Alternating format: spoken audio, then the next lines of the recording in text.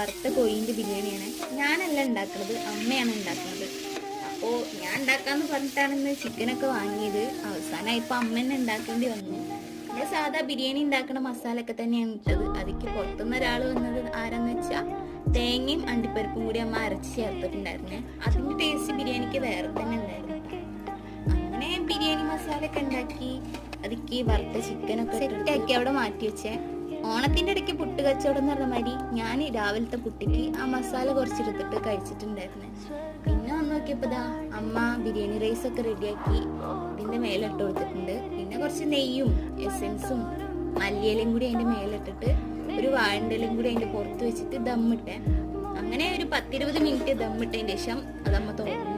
അടിപൊളി സ്മെല്ലായിരുന്നു കേട്ടോ ബിരിയാണിക്ക്. അങ്ങനെ അതൊക്കെ മിക്സ് ആക്കിയതിന് ശേഷം തറവാട്ടിക്കും പാപ്പനോടിക്കും ഒക്കെ കൊടുത്തു. പിന്നെ ഞാനും അച്ഛനും അമ്മയും കൂടി ഇരുന്ന് കഴിക്കാൻ പോയി.